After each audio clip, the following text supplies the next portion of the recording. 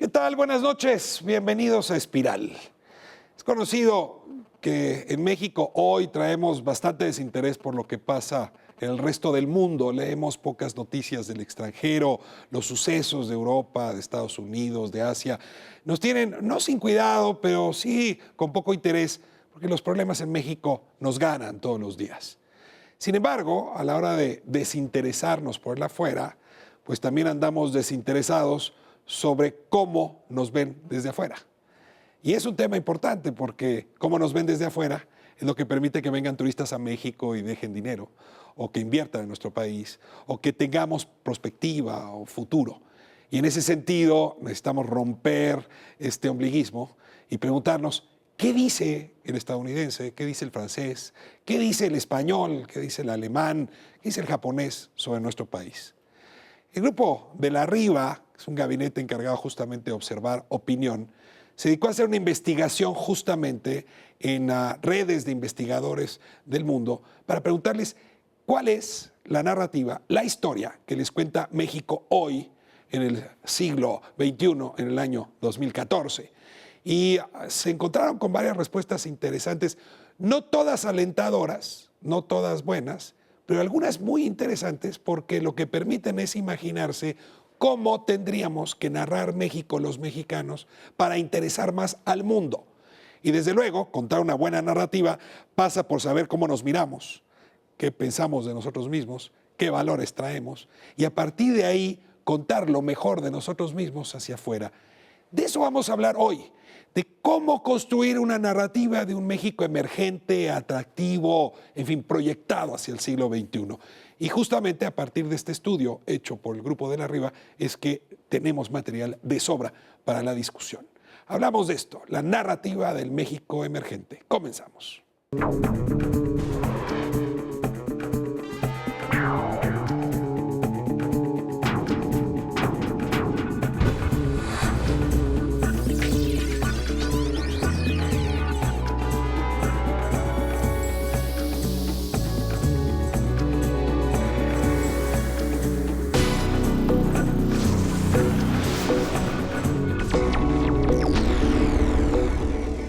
¿Qué sería la primera cosa que viene a la mente cuando uno piensa en México? Tacos y mariachis. El mariachi, la comida rica, gente bondadosa. Sunshine, beer, Corona. Bigotes, nopales, tequila, caballo, mexicano mariachi.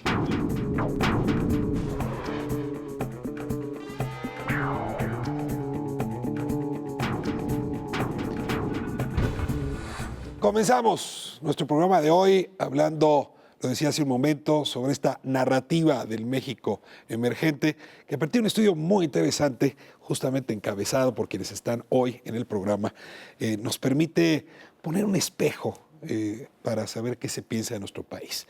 Como esta edición aquí en Espiral, les pido que para abrir boca se presenten y sean ustedes mismos quienes lo hagan. Gabriela, comenzamos contigo. Bueno, pues yo soy Gabriela de la Riva y yo soy abuela, en primer lugar. Soy abuela. O sea, fuiste mamá a los 10 años. No, tengo 6 nietos maravillosos. Por azares del destino, pues fundé esta empresa que ahora es de la Riva Group. Y hace un momento tú me preguntabas que por qué me interesaba este tema. Y creo que este año cumplimos 25 años con la empresa y creo que México a mí me ha dado muchas cosas. Verdaderamente me siento muy agradecida y creía que tenía que devolverle en parte, aunque fuera un poco, de todo lo que me ha dado.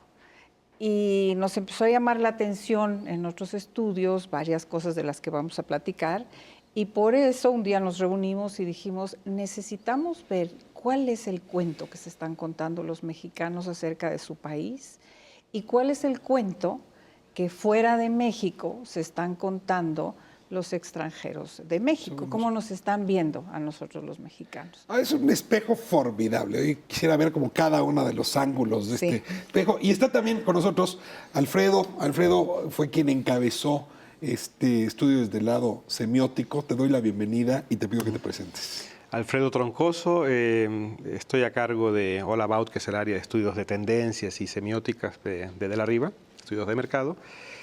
Y en buena medida, buena parte de la actividad, ya tenemos una red de investigadores semiológicos a nivel mundial, con la que ya habíamos hecho trabajos. Ellos me dan trabajo a mí, yo les doy trabajo a ellos sobre asuntos de cómo ven los mexicanos, qué sé yo, X temas.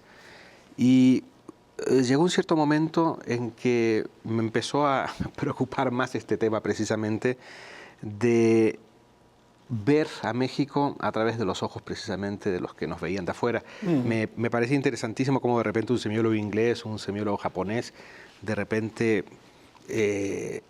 me daban, yo que llevo más de 30 años viviendo en este país me daban ideas sobre este país, me daban percepciones de este país que tú no tenías. No se me habían ocurrido en la vida. Entonces, ¿Qué habilidad tiene un semiólogo sobre otros especialistas de análisis de opinión? el semiólogo es un bicho raro porque en lugar de preguntarle al público, le pregunta los signos. Mi definición favorita de semiología la dio un gran especialista de los 70, Roland Barthes, un francés. El fundador de la El semiótica. fundador de la semiología No es cualquiera. franco-italiana, digamos. Roland Barthes decía que un semiólogo es un señor que cuando sale a la calle, en lugar de ver cosas, ve signos. Hay que tener mucho cuidado porque Roland Barthes murió atropellado por un signo demasiado Pesado. demasiado pesado. Un camión. Iba cruzando la calle y lo atropelló La una historia es camioneta. que nunca había querido reunirse con el poder y venía a una reunión en el liceo con el presidente. Y parece que por haber traicionado su ética lo atropelló un camión. Pero en fin, no estamos desviando. Un signo un poco demasiado concreto. Pero eso es un semiólogo. Un semiólogo, en lugar de ver cosas, ve signos. Y en ese sentido, cuando le preguntamos a esta serie de semiólogos desde Japón, pasando por China, Medio Oriente, India, Francia, Brasil, Estados Unidos, etcétera, le preguntamos por México, más que preguntarle a la gente, ellos le preguntaron a lo que significamos, es decir, a nuestras telenovelas, a nuestra comida, a Pero aquí nuestros tengo productos. una propaganda del MOLA, del Museo Latinoamericano en Los Ángeles. A ver si puede acercar la cámara y tomarla. Tú la estás viendo. ¿Qué ve un semiólogo aquí? Un semiólogo. Esta es una exposición muy importante de este año en Los Ángeles sobre México y la lucha libre. A ver, ayúdame a entender qué vería un semiólogo aquí, qué signos vería.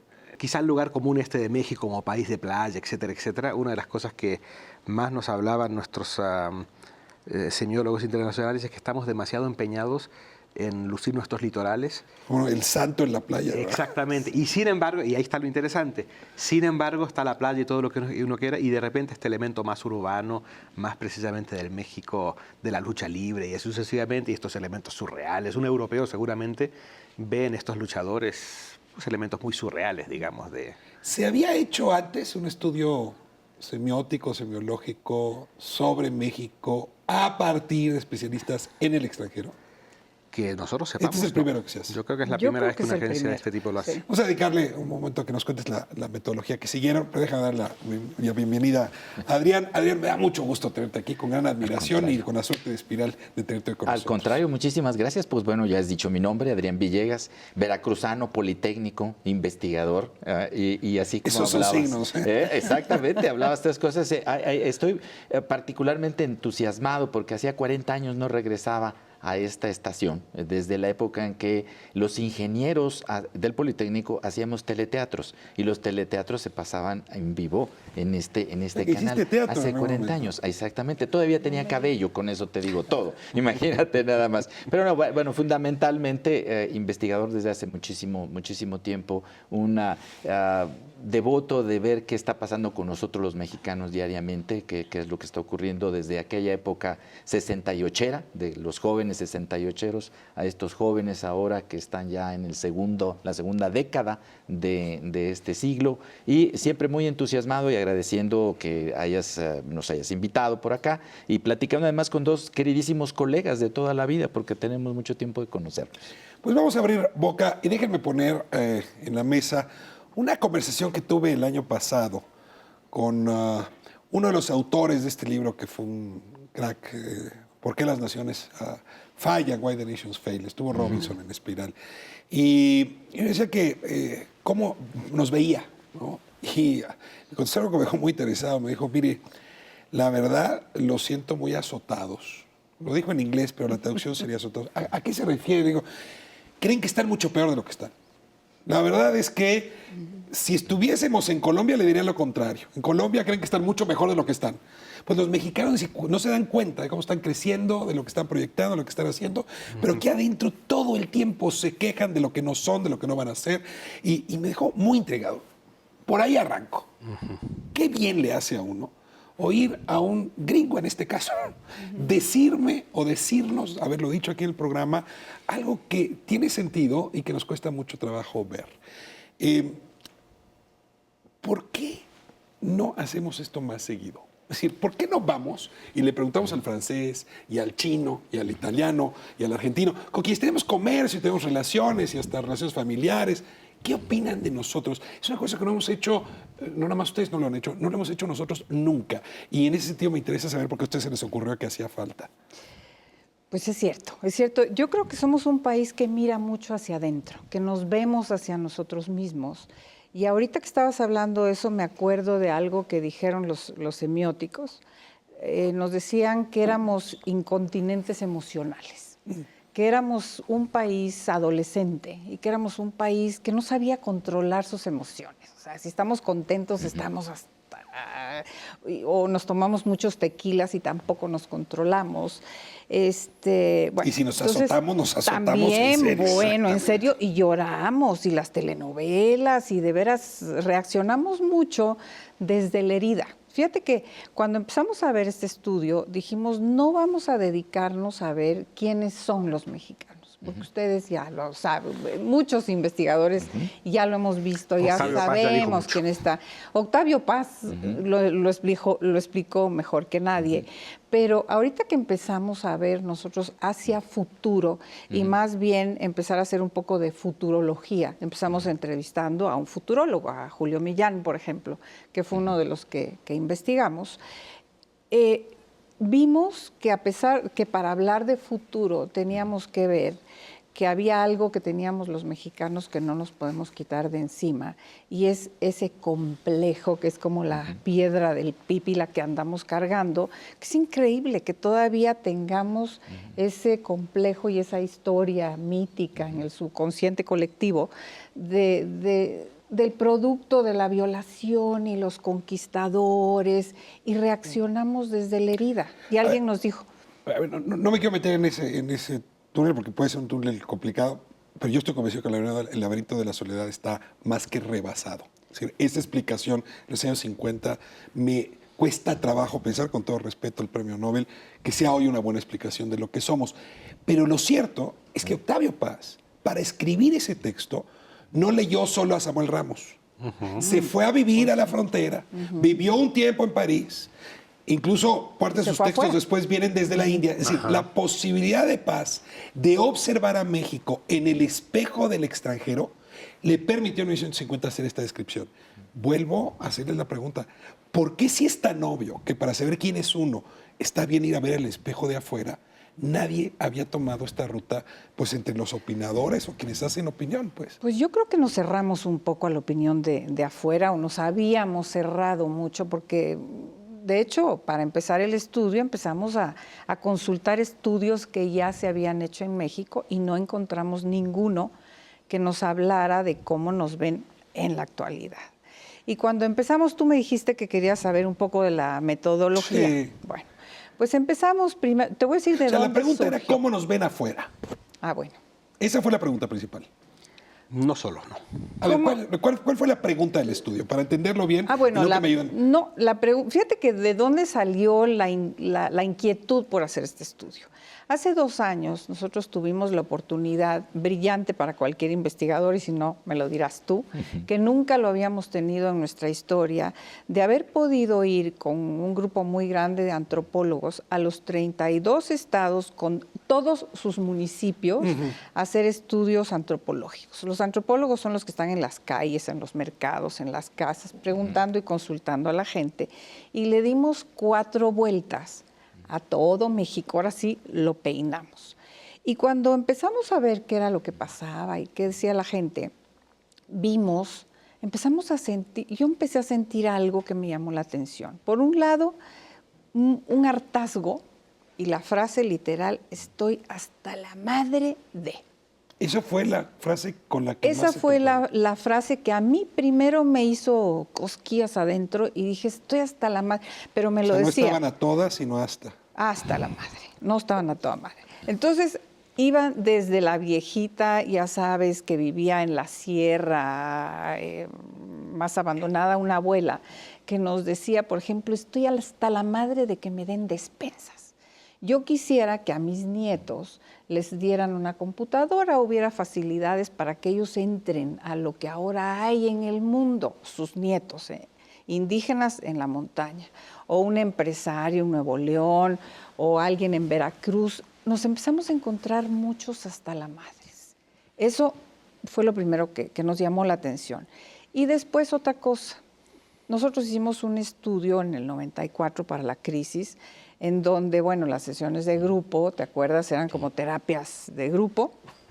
Todo el mundo Porque a la lloraba. gente sí le pegó mucho en el bolsillo, pero a pesar de lo que pasara en México, tú siempre encontrabas frases, verbalizaciones diciendo, pero como México no hay dos, la bandera, en fin, los símbolos. Ahora me empecé a encontrar frases de que no me gusta México. ¿Sabes qué? No, ya, está bien, pero no estoy contento con México. Eso no lo había yo escuchado en México en mis 30 años que tengo de hacer investigación de mercados. Entonces nos sentamos, un grupo en la oficina, dijimos, Olga, algo está pasando, necesitamos hacer un estudio ya no táctico, ya no con un objetivo para un producto, para un programa social, político, lo que sea. Veamos qué está pasando con los mexicanos, así empezó. Y después, ¿cuál es la narrativa que se está contando? La narrativa ¿Que está contando que dentro está contando, o fuera? primero empezamos dentro. ¿Qué nos estamos contando de México? Todos los países tienen su historia, pocos tienen su narrativa. Y la narrativa, aquí tengo un semiótico, pero es un poco el cuento como la Caperucita Roja. La Caperucita Roja es un cuento que tiene una narrativa perfecta porque sabemos todos quién es el héroe, que es Caperucita, el enemigo es el lobo, la misión de Caperucita En está... inglés es muy fácil, ¿no? Cómo se cuenta la historia de la historia, nada más que una lleva S, una lleva H y la otra no lleva H. Ándele, pues sí. Está muy The claro. story of history. Cualquier país tiene su history, pero Sí. no cualquiera tiene su story bien claro. Eso es lo que queríamos encontrar. Y esa era la pregunta. Esa ¿Cuál es- es la esa es la gran- historia en el sentido de story, Story. de narrativa, de ¿Cuál es la cuento? narrativa? Así Fábula. empezamos, porque empezamos con la hipótesis, nos empezó a llamar la atención que, por ejemplo, Costa Rica, Brasil, por hablar de países más cercanos, tienen una narrativa mucho más clara. Ahora, ¿esa narrativa se construye adentro o afuera? Me voy a corte, se nos fue el primer bloque, y regresamos para que me digan dónde se produce ese milagro de la narrativa, de la historia. Quédese con nosotros, seguimos en Espiral.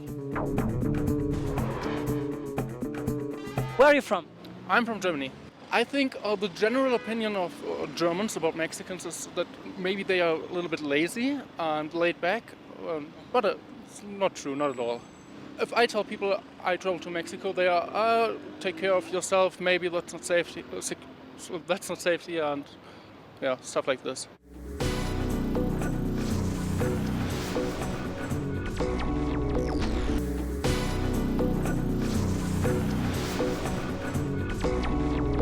¿De dónde viene, por favor? Soy de Japón. A mí me gustan las personas, muy amable, más cariñoso que nosotros. Pues la verdad no estamos tan cerca con los mexicanos, entonces nada más imagen de muy lejos, o sea, otro mundo de país, otro mundo de país y muchos como tierra, o sea, como tierra, Arizona, así, igual en México. El desierto. Exacto.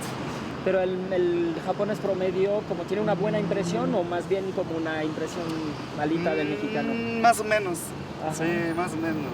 Como la corrupción. Exacto, exacto. Y mucha droga.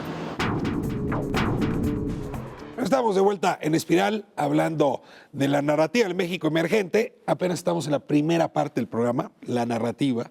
Y nos decías muy bien, Gabriela, que todo país tiene una manera de contar su historia. Y sobre todo la historia que le está ocurriendo No estoy hablando de Hernán Cortés y Sí, o no, Porfirio no, Díaz. Es Su esto, cuento. esto que nos pasa hoy, ¿cómo lo narramos? The story of the history, ¿no? Decías hace un momento.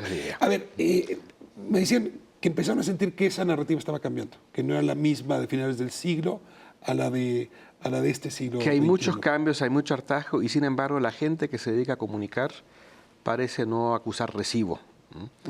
El epígrafe que estamos usando para toda la investigación es una frase de Bertrand Russell que dice: un realista es un señor que quiere que le confirmen su prejuicio. Y lo que nos encontramos tanto en las empresas como en política... Russell nació en la villa. ¿Dónde nació? No sé. ¿No está maravilloso? Y luego decían, los mexicanos que somos de tal o cual manera, pero es naturaleza humana, punto. Es una persona que quiere que le confirmen su prejuicio. Y quienes están en posición de comunicar, sea a nivel de políticas o sea a nivel de marcas, como que parte demasiado del supuesto que yo ya sé lo que es México, yo ya sé lo que es el mexicano, yo ya sé lo que quieren los mexicanos y por lo tanto para adelante y vamos con los prejuicios y vamos con, pues, con los jorongos, con los sombreros, y etcétera, y con los clichés. En unas sesiones recientes con los hispanos precisamente, al terminar la sesión, un joven, habrá tenido 19, 20 años, nos dijo: por favor díganle a su cliente que los productos que nos manden no les pongan abuelitas. Ya estamos hasta aquí de que cada vez que Pero a ver, uno se construye una historia para contárselo al próximo, o para contárselo al que está más lejos. Lo que me parece muy interesante de esto que hicieron es que quieren ver cuál es la historia que le estamos contando a los que están más lejos. Y no es una tarea fácil, ¿no? Una cosa es lo que yo te cuento de cómo está mi familia, mi ciudad, y otra cosa es cómo voy y le cuento al canadiense cómo está México para ver si lo traigo a pasear y a hacer turismo o para que invierta aquí en las minas. Esta red de semiólogos me parece que puede ser la gran ventaja de ustedes. Sí, ayudó para decidir que entonces tenían que explorar con estos lectores de signos extranjeros el tema México. Digamos que uno de los primeros, nos juntábamos, a nivel de método era endiablado porque nos juntábamos con gente de China y de Brasil a la misma hora, entonces se podrán Skype, ¿o cómo? No, con una cosa que se llama Google Hangouts, que permite permite ver 10 pantallas abiertas al mismo tiempo, sin gran interferencia y todo, y ahí nos poníamos a discutir. Y uno de los primeros acuerdos a los que se llegó, yo quedé muy sorprendido con esto del realismo, que por eso vuelvo sobre este asunto del realismo. Nos decían, a pesar de que todos eran conocedores bastante profundos de la cultura mexicana, nos decían: señores, México dejó de comunicar, dejó de darnos noticias más o menos en los 80. México se quedó estacionado.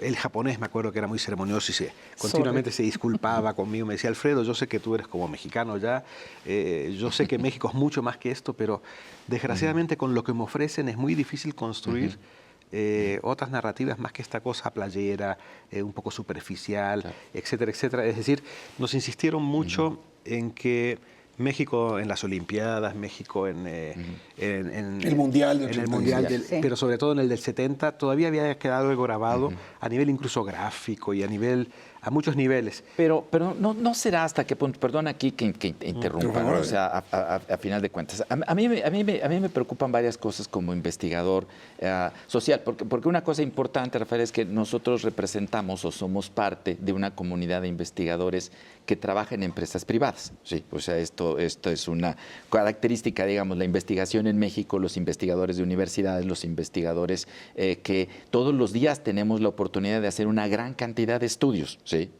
En un frenesí prácticamente en donde los resultados tienen que ser entregados a gran velocidad y los académicos tal vez no tengan la posibilidad de hacer tantas investigaciones, pero tienen un poquito más de tiempo al respecto. Y lo que yo veo, y perdón la interrupción, es en el sentido de qué tanto realmente nos están viendo a través de los comunicados que ciertos mexicanos o ciertos grupos de mexicanos son los que están transmitiendo y no realmente a través de lo que somos somos los mexicanos. A mí me preocupa mucho, en términos generales, que a mí me parece que estamos como sobrediagnosticados. O sea, todos los días en este país, en todas las empresas privadas, hacemos cualquier cantidad de sesiones de grupo, que es una técnica de investigación, hacemos miles de entrevistas y les preguntamos a los mexicanos hasta la médula qué marca consumen de esto, qué hacen de esta otra forma, los observamos, los vemos cuando van al súper, qué están haciendo. O sea, está totalmente como sobreestudiado y a lo mejor ni siquiera hemos llegado realmente Pedrín, al fondo de estas acepta cosas. que no tenemos diagnóstico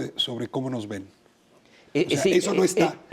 Por eso me parece esto muy importante. Y ese es el punto realmente que a mí me gusta mucho de la investigación de mis colegas, ¿sí? O sea, todos no es nada más de mexicanos, estudiamos el mercado mexicano, los mexicanos. Y los que hacen estudios para vender algo a nivel de Latinoamérica usan México, Brasil, Argentina y hacen estudios comparados. Y los grandes estudios Latinobarómetro, etcétera, que usan los mismos instrumentos para medirnos al mismo tiempo a todos los latinos y van a decir quiénes son los más felices y un montón de métricas que hacemos. Pero este estudio, lo novedoso y lo que a mí me gusta realmente, Gaby, de lo que están haciendo ustedes ahorita, es que fueron a verse en otros espejos cómo nos perciben a nosotros, ¿sí? Estos signos que tú dices. A mí lo que me preocupa es que lo que están viendo el semiólogo japonés se queda con una especie de información que le llegó a través de ciertos medios fatalmente. Claro, Y ese es el vamos. asunto. Entonces, no nos están viendo como realmente somos. Pero algún día me tocó oír una expresión que me pareció muy pomposa, pero luego tengo que aceptar que tenía algo de razón. Era de Jorge Castañeda, que fue a decir en Francia, en un programa, que solamente él y Carlos Fuentes eran los mexicanos que tenían interlocución con Europa. No sé si tenía razón o no, pero es cierto que son unas cuantas voces las que proyectan a México. Regreso al tema del japonés. Te dice, desde los 80 aquí no oímos otras voces distintas. Exactamente. Y en gran medida porque lo que le llega a un japonés, lo que le llega a alguien en India, lo que le llega a alguien en Inglaterra, le llega a partir de estos realistas precisamente que pretenden que México es algo relativamente acotado. A este japonés precisamente le llega, digamos, una visión mariachista de México o le llega, digamos, en India, por ejemplo, la cultura culinaria de México está difundida por McDonald's. Es decir, el taco lo conocen a partir de la oferta de McDonald's. Bueno, Hollywood, ¿no? Supongo que Hollywood. Y en último término, mejor. Esa es la otra conclusión. Bueno, ese es nuestro oráculo. El gran experto mundial en asuntos marca país, Anhot, lo ha dicho muy claro. La gran desgracia de México es ser despreciado, lo dice textualmente, por un vecino con la voz más potente del planeta. Pero a ver, déjame ponerlo más duro. La distancia que existe entre Tijuana y Hollywood hace que la visión más clara que se proyecte sea la de México-Tijuana, no la de México-País. Así es. Por supuesto. Y bueno, y nosotros nos conocemos en el mundo a través de Hollywood. Y en el cuantitativo que hicimos, porque primero fuimos con los expertos, pero luego fuimos con la gente común y corriente a estos países a hacer un estudio cuantitativo. El país que menos nos aprecia y que anda en un promedio de 0 a 10 en 2 es Estados Unidos. En todo. O sea, la relación de amor con Estados Unidos es de más, 0 a 10 anda en 2. Anda en 2, promedio, no soy muy cuantitativa, pero el promedio anda en 2, o sea, nos desprecian. Verdaderamente, ya lo vimos con números fríos y contundentes, cuando uno de los países, por ejemplo, que más nos aprecia, nos reconoce muchas cosas es China. Entonces, es interesantísimo. Es muy Fíjese, interesante. qué paradoja. Perdón, yo que tengo la mira hacia adentro, o sea, en los estudios semanales que hago, recientemente hice uno sobre la visión que tenemos los mexicanos de ciertos grupos étnicos ya aposentados en nuestro país, a cuáles admiramos y a cuáles nos enojan, nos enervan, nos chocan, nos caen mal, ¿no? Sí. Y en el orden, en este estudio nacional, 800 entrevistas, a los mexicanos, ¿quiénes les chocan más de los extranjeros aposentados en el país? Los estadounidenses, los norteamericanos. Y en segundo lugar, los chinos. Fíjate. Y se fueron los argentinos hasta un tercer o cuarto lugar cuando hay ¿Y aquí quiénes cantes cosas ¿quiénes así. son los que nos caen mejor? ¿Y quiénes son los que nos caen mejor? Los japoneses, por ejemplo, o sea, hacia afuera nos caen mejor los japoneses. interesantísimo el Y contrapunto. está esta cuestión de, o sea, fíjate cómo las visiones estas refractadas, como decías, o sea, admiramos a Estados Unidos por todas las cosas ya múltiples, multitudinariamente estudiadas en cosas, pero también nos quejamos, ¿no? Y ahí, o que decías a Fuentes, esta cuestión de que entre México y Estados Unidos no hay frontera, hay cicatriz, ¿no? Y todos los dolores y el que va al Museo de las Intervenciones, etcétera. Pero, ¿qué es lo que está pasando? Porque también recibimos cosas mediadas a través de información que nos llega de otros lados. Eso es inevitable. O sea, yo supongo que hoy la mirada que tiene buena parte del mundo, voy a simplificar, de Japón, pasa por las novelas de Murakami, ¿no? Para bien o para mal, Tokio se ha proyectado al mundo en la pluma de este escritor. Sí. Y entonces, a partir de ahí, yo puedo decir que Japón es un país que conserva tradiciones, pero al mismo tiempo es ultramoderno, que es un país muy avanzada tecnológicamente, pero que al mismo tiempo tiene una cierta ética, una cierta moralidad, incluso rígida, cosa que puede ser falso, por cierto. Ya lo hice en 2 frases. Ayúdame en 2 frases a decirme o a comentarle al auditorio qué dicen de México. ¿Cuáles son esos 5 elementos? Pero ¿no? cuidado. Porque ellos no están hasta la madre de nosotros. Hay que hacer una primera distinción. Por lo menos los japoneses se expresan al mundo a partir de un autor japonés, de un Murakami. Nosotros a través de Hollywood. Es que ahí está la... Sí, a través de Robert Rodríguez. O de Pérez Reverte escribiendo sobre la reina del sur. Ahora, pero es español. Pero fundamentalmente, digamos, la voz fuerte aparentemente es Hollywood. A ver, ¿qué dirían de México? México es... Denme 5 o 6 elementos, Gaby. Mira, cuéntales la verdad. Nosotros nunca pensamos que nos vieran tan mal en el exterior. Entonces, nos ven muy mal. Nos ven muy mal. Y te voy a decir... O sea, nos confirmaron el prejuicio. Yo no soy semiótica porque cuando se ponen 10 señores como este señor, imagínate, a platicar en una sesión de grupo, bueno, alucinas. Pero en una de esas le digo, a ver, Alfredo, si concretáramos... Y por ejemplo, comparan Brasil con México, ¿cómo calificarían a Brasil y cómo en México? En algunos aspectos que ya les contarás tú. ¿Qué proyecta el uno y qué proyecta el otro? ¿Y qué proyecta uno y qué proyecta el otro? Bueno, salíamos nosotros perdiendo en todos los 5 factores. cosas que lo voy a decir en una palabra. Te voy a palabra. decir una palabra. En una Diles sola la palabra y es terrible. Le dieron 1000 vueltas, el japonés hacía así continuamente, etc. Brasil, seductive. Seductor. México, seducción. sleazy. ¿Cómo traducen? Sleazy.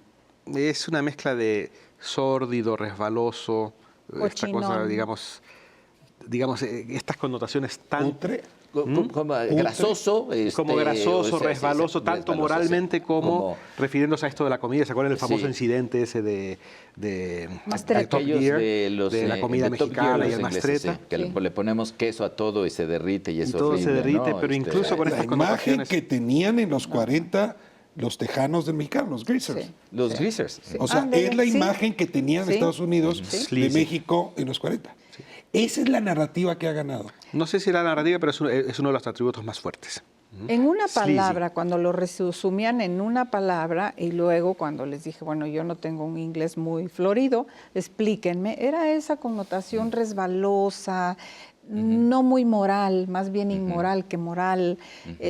Y otro problema que tenemos. ¿Corrupto? Corrupto, sí, definitivamente. Claro, el elemento de corrupción muy fuerte. Y como que sórdido, medio no transparente, opaco. No es confiable. No es confiable.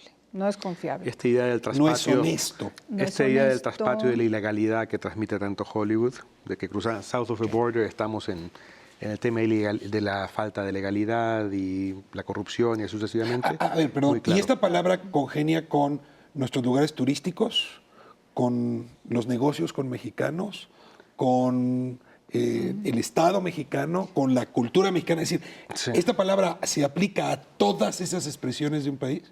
Digamos que esta gente la discutió muchísimo, como te digo, se deshacían en disculpas, pero el último término prevalecía. El reporte ahí lo tenemos escrito, digamos, desafortunadamente nos gustaría dejar con otra cosa, pero ahí está. Y te voy a decir una cosa que es también, que es algo que ellos nos decían. A ver, puede ser que ustedes tengan cosas maravillosas que muchos de ellos conocían México y decían no tiene nada que ver la imagen real y lo que son los mexicanos y México con la imagen que tenemos fuera. Pero ustedes han dejado un vacío. ustedes no han comunicado una narrativa única y consistente. Si habla turismo, Y dice atractiva. una cosa. Ya después nos dieron espérame, incluso pistas. ellos nos dieron pistas muy interesantes, pero si habla turismo, dice una narrativa de México. Si habla un gobernador en algún estado, dice otra cosa. Si va un intelectual, dice otra cosa de México. Entonces se diluye. No hay una narrativa consistente. Tú preguntaste que por qué habíamos decidido irnos hacia afuera. Cuando empezamos a entrevistar a algunos líderes en diferentes ámbitos, un futurólogo nos decía la historia de cómo Japón, ahorita que estamos hablando mucho de Japón, había decidido cambiar su narrativa y empezar con una narrativa nueva, que luego lo hizo Sudáfrica y otros países, por ejemplo. Los japoneses dijeron, ok, vamos a hacer un diagnóstico de cómo nos sentimos después de Te la... voy a tener aquí, porque creo que esta historia de Japón merece ser contada despacio y nos llegó el corte. Regreso a hablar de cómo se cocinó la narrativa japonesa después de la Segunda Guerra Mundial, que era un país que dio una pésima impresión, junto con Alemania, habría que decir, e Italia. Estamos de vuelta en un momento. Quédese con nosotros, Espiral. ¿De dónde vienes, por favor? Corea. People from Korea. What is their impression on the people from Mexico? Scared. Aquí. No safe. No, safety, no safety. Que está inseguro. Sí. Coreano gente aquí no safety. Ok, piensan que es peligroso. Sí.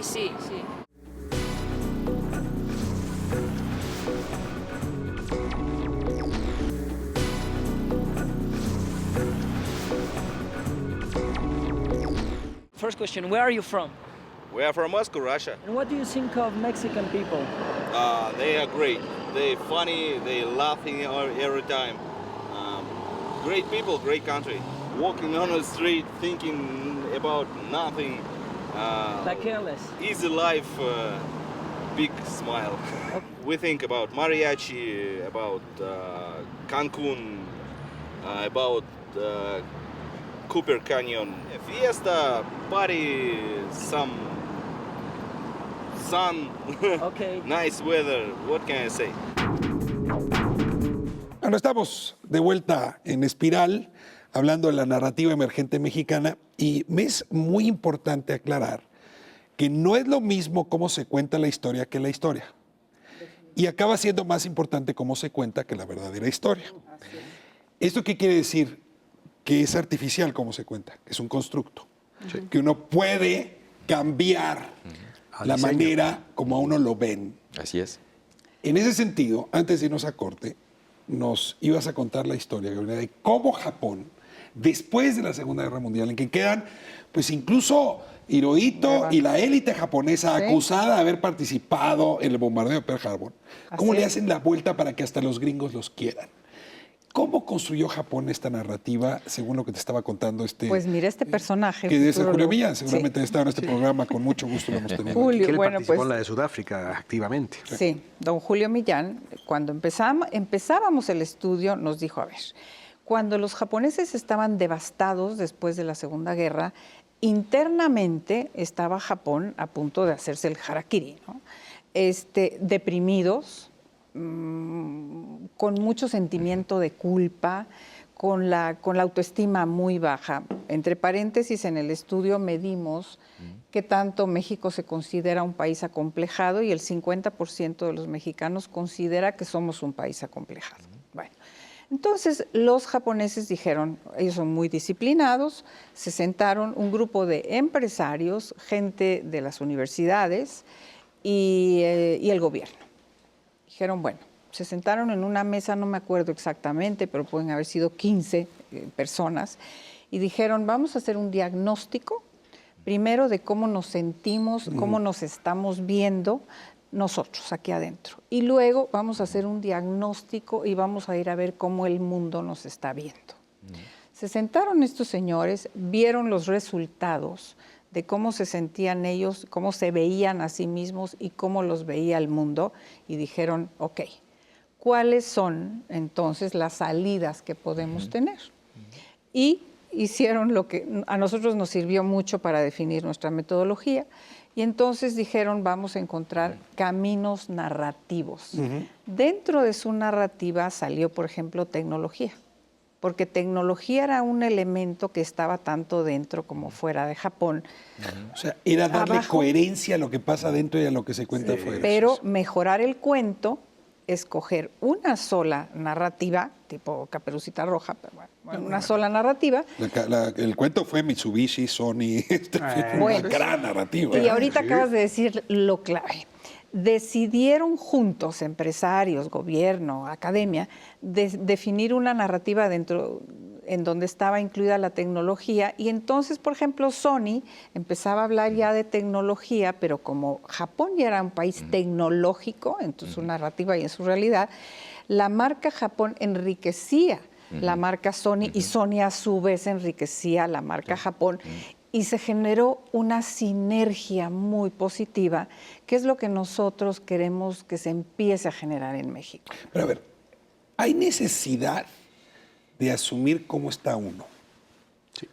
Es decir, dices que estamos sobrediagnosticados y al mismo tiempo es difícil decir ahora en 5 palabras, te lo voy a pedir, que nos digas cómo nos sentimos, o en otras palabras, que signifique el estamos hasta la madre. Tú llevas esta encuesta semanal.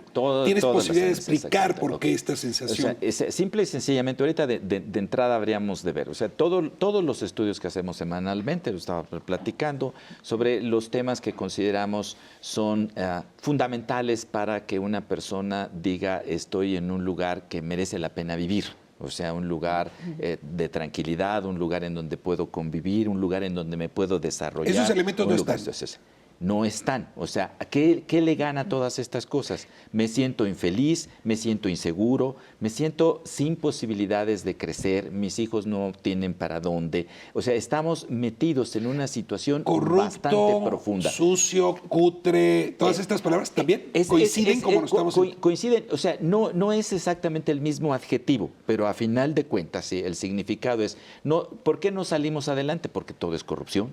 Porque hay muchísima inseguridad, porque somos unos individuos inmensamente solitarios, porque cada quien busca hacer sus propias cosas en su propia ínsula. O sea, lo que ve el japonés coincide con cómo nos estamos sintiendo. O sea, incluso yo te puedo decir el pulso semanal de cómo va el país. O sea, las preguntas clásicas en todos los estudios, el país avanza, el país retrocede, el país está estancado.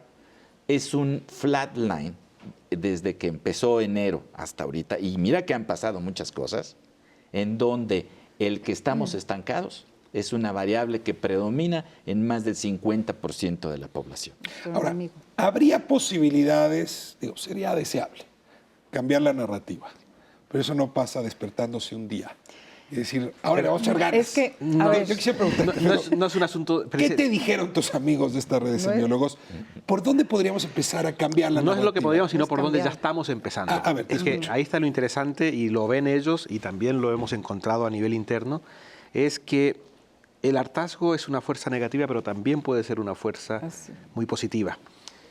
Por ahí una empresa lo ha captado, por ahí, lo han visto en el periférico, el famoso ese, el no ya lo tengo. No, ya lo tengo. Ya lo tengo. Y por lo tanto, adelante. No sé si me explico. Llevar tantos años ya, es decir, esto de la generación del crack financiero, me refiero. Digamos, esto de haber nacido en medio de la crisis y que le podemos dar lecciones al mundo de vivir, digamos, y tener el no, y el no ya lo tengo, digamos, tenerlo ya por contado, hace que una enorme cantidad de mexicanos están actuando con un desparpajo y con un arrojo enorme. No es un asunto de optimismo, de sí se puede, y vamos al contrario. Es una cosa cándida, ingenua. No es una cosa cándida, ingenua, al contrario. Sabernos en la lona y estar con el no ya lo tengo, nos hace ingeniosos, nos hace atrevidos. Y esto... A ver, ¿es lo que ustedes llaman el México emergente? O sea, ¿eso quiere decir México emergente? Eso es. Es el que ya tocó fondo y está dispuesto a contarse otra historia. Tiene que ver con una emergencia cultural, exactamente. Ese que siente que los códigos de siempre le han fallado. Por ejemplo, el código de siempre de se hace la lucha, sí se puede. Todos aquellos que se han topado con que eso no funciona, están precisamente... La gran maravilla cuando ciertos códigos entran en crisis es que pues se generan otros. Y es en este momento estos códigos emergentes son precisamente Ahora te pregunto si dijeras en una palabra o en 5, ¿cuáles son las características de ese discurso emergente que ustedes constatan? Dame ejemplos, dame figuras verbales que me ayuden a entender el discurso del México emergente y luego me dices de qué tamaño es. A ver, ha cambiado y hemos cambiado y decíamos, bueno, vamos del México del ojalá que me venga un milagrito o el sí se puede, Dios lo quiso, el sí se puede, al aviéntate, me aviento. Ese sería el cambio del México residual, que le decimos nosotros, el arrojo, la frescura, el ser menos verticales. Te voy a poner un ejemplo. La narrativa del rico y el pobre en México, en el México residual, que no necesariamente es negativo. ¿Qué es el México residual? El México residual es el México que ya pasó, con sus cosas buenas y sus cosas malas, pero que ya pasó, que ya no, que muchos seguimos viviendo en el México residual, pero ya pasó. El México de Pedro Infante. El México de Pedro Infante. Ese es el México residual. Y de Cantinflas. El México de la inocencia. De la inocencia. Esa inocencia ya no me funciona. La migración rural al urbano. Y donde el aspiracional era el inocente, como Cantinflas. El actual, el México dominante, es el que está en los medios de comunicación, son las noticias de violencia y todo lo que hay bueno y malo. El mexicano gandaya. El mexicano gandaya. Y luego está el México emergente. Te estaba poniendo el ejemplo de la narrativa del rico y el pobre en México, para poner un ejemplo. El rico y el pobre antes era, bueno, pues yo soy pobre, los pobres son buenos y los ricos están muy lejos, muy vertical, hizo mucho dinero porque robó mucho, entonces fue gobernador. Yo creo que mis hijos sean sus amigos, ¿no? Yo lo admiro. Luego pasamos al México dominante, en donde esa distancia todavía hay mucha distancia, pero hay coraje. Ah, no, pinche rico, saber quiso, no pagó impuestos, entonces por eso tiene tanta lana, ¿no? Entonces hay mucho coraje en el México resentido. Mucho resentimiento. El México dominante hoy es un México resentido. Correcto. En el sentido de la palabra, perdón, sí, hay dolor. Hay dolor. Tiene los músculos, las heridas resentidas. Sí. Mucha herida, mucho coraje, mucha violencia. Nos decía uno de los entrevistados, Enrique Orbera, que México era de los países en donde él había encontrado una autoestima más baja de todos los que conocía, la más baja, y que un país con autoestima baja siempre es violento. Envilecido, canalla. Sí, y violento, violencia intrafamiliar que sale luego a las calles. Entonces, en este México seguimos con el rico y el pobre. Coraje, pinche. Bueno, ¿cuál es el México emergente? La narrativa del México emergente es la que tiene esta película de Alasraqui, de Nosotros los Nobles, por ejemplo. Ahí ya no estamos hablando del rico que es malo y el pobre que es bueno y tanta distancia. Ahí ya estamos hablando... Los papeles. ¿Sabes qué? Estamos a la misma altura.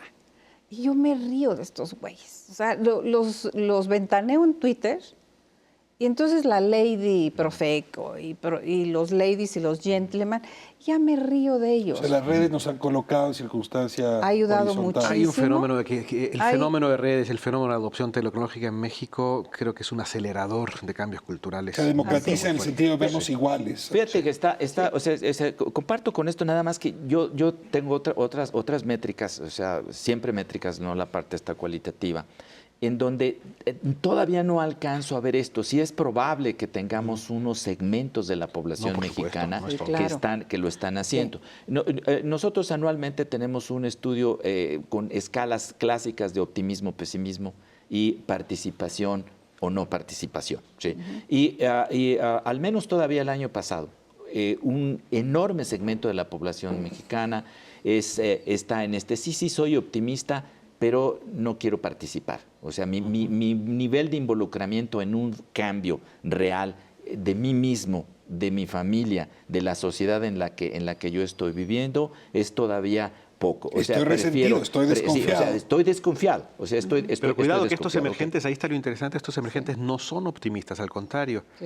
Tienen una visión muy pesimista. Uno de los antropólogos, una de las formas un poco paradójicas que lo decía dice, es un valemadrismo activo. Me vale madre, yo me lanzo. Fíjate, No voy a inhibirme, aunque sé que la cosa va a estar difícil. Es cierto, lo que Sí. dices es cierto. Estos cuadrantes entre optimista, pesimista, participativo y no participativo, también hay un grupo, tengo datos de cuánto es cuantificar, el que está pesimista, el país no está, pero quiere participar mucho. ¿Qué tamaño, Ese es un motor, ese grupo es un ¿qué motor. tamaño de la población es México emergente? 20%. ¿Qué tamaño es México dominante? 67 por ahí, casi 71, ¿Y el México 72. residual? Por ahí por el 13, 14. Pero el México residual resultó Nos salió mucho más chico de lo que más pensábamos. chico de lo que nosotros pensamos. El Por ahí, dominante es mucho más, nos- el que reacciona desde la orilla. Se nos fue el tiempo, pero sí dejaría una última reflexión. Estados Unidos ha sido, ya lo dijeron ustedes varias veces, la pantalla a través de la cual México se refleja, se refracta o se proyecta. El mexicano luchón que se ha ido de aquel lado podría ser el que esté trayendo contenidos al mexicano que vive aquí y que está en la emergencia. Con una salvedad, no es luchón, es logrón. Sí, el luchón ya Cuidado, pasó. ese mexicano no quiere que lo califiquen como el mexicano que le eche el hombro y luchón. No es el esfuerzo, es el logro. Y nos sorprendió muchísimo en el cuantitativo. Está bonito el Teníamos, término, ¿eh? Logrón. teníamos todo calculado y de repente nos salió, digamos, el mexicano más conector, el mexicano más típico ensimismado y necesitado de apapacho, el mexicano aventurero, pocos porcentajes. El mexicano logrón, como lo terminamos llamando, el hacedor, ese estamos hablando de un 40% que o se cree eso o quiere ser eso. Bueno, pues les agradezco muchísimo. Yo quiero ver este estudio, dónde lo puedo consultar, o quien nos está viendo, dónde lo va a poder consultar, o por lo menos su resumen. Mira, lo vamos a subir a la red y de hecho la idea es que se conozcan los resultados. ¿Cuándo? ¿Dónde? Para decirle a la... Ya en enero en este mes. www.delarribagroup.com. Muy bien, ahí tendrá usted los resultados. Y bueno, agradeciéndole, Adrián. Permíteme también por favor. decir que estas encuestas semanales de cómo somos los mexicanos, todas las semanas hay una nueva en www.gabinete.mx. Bueno, ahí tienen las dos direcciones. Es un espejo interesante siempre observarse en estos estudios de opinión. De mi lado, solamente dejaría una última pregunta, ya no para la invitada, para los invitados, sino para usted que está del otro lado de la pantalla. ¿A qué México prefiere pertenecer? ¿Al México dominante, al México emergente o al México residual? Estas categorías no siempre son perfectas, pero uno tiene decisiones frente a cada tema y en efecto uno puede jugar en narrativas distintas. Quizá la narrativa que queremos heredar no sea ninguna de las dos primeras, sino la última. Es un desafío construirla. ¿Saben cómo les agradezco la riqueza de esta conversación? Nos vemos la próxima semana aquí en Canal 11 y gracias de nuevo por habernos permitido entrar a sus hogares.